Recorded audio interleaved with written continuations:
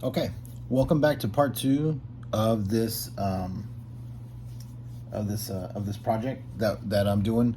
My second version of the Dreadnok's ground assault cycle on the GI Joe classified Ram cycle. So in the first video, I showed you how to break them down, and so that's here. So now we're going to move to the primed example, and I taped off the tires so we could paint the rims inside. So the reference that I'm going to use for this build is different from the original one that I sold.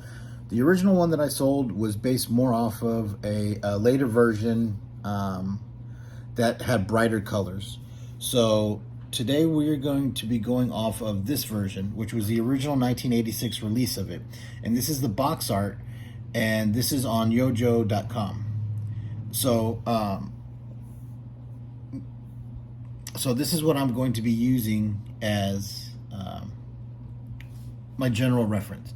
Whenever I do any of these projects, whether it's a vehicle, whether it's a figure, references is critical. Like I said, I use them, I use 3D Joes, I use this book, which is the Ultimate Guide to Collecting G.I. Joes, which is very, very helpful.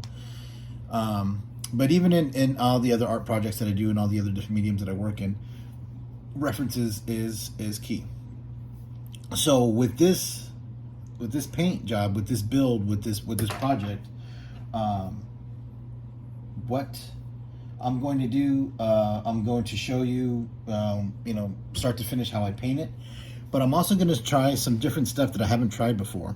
Now, with all my other vehicles prior to this one, the only markings that I really did were the face and the stripes for the Tiger Force, and then a little bit of like anarchy signs on my original Dreadnok cycle. With this one, I'm going to attempt to draw and create and hand paint and do whatever I can to put these markings on there. So this snake with the dagger is going to be the focal point for me. I'm going to change it up a bit, change the colors up a bit, but I'm going to try to get it a little bit truer to this. So for the light lime green parts, I selected Vallejo yellow green. For the more medium green, I selected Vallejo golden olive. If you can see that, golden olive. And then for that darker purple, I selected Purple Lotus. That's part of the Rising Sun paint set from Army Builders. And then this is going to be the airbrush thinner that I used to thin them out.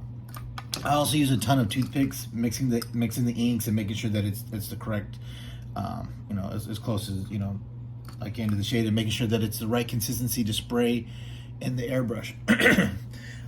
You want to kind of like that skim milk consistency.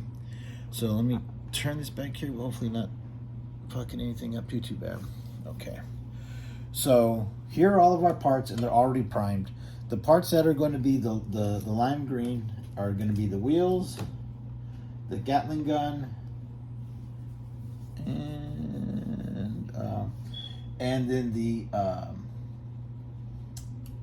the seat here. So what I'm going to do is, because we're going to go from light to dark, so then that way we don't get any like backflow and muddle the colors. And the reason I'm going to do it this way, I mean, you could do dark to light, but you would have to clean out your airbrush every time, so then that way you don't muddle the next color, which is going to be slightly lighter. So if we would have gone from this purple down to this green, by the time we got to this green, without constantly flushing out the airbrush, we'd be spraying like a funky color. Whereas if we do it the other way, I can do a minimal amount of cleaning to make it a faster job, and then just totally clean the airbrush at the end. So then we're gonna have these. So we're gonna paint the green first on these things, the lime green, and then we'll move to the medium green, and then to the purple last. So on the body of these, right, you're gonna have all three colors. You're gonna have the medium green up here on the cowl. You're gonna have the dark purple on the body of the bike, and then on the seat you're gonna have the lime green.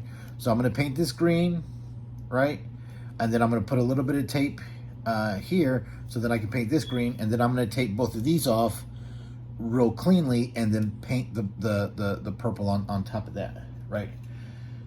So then that way everything comes out clean.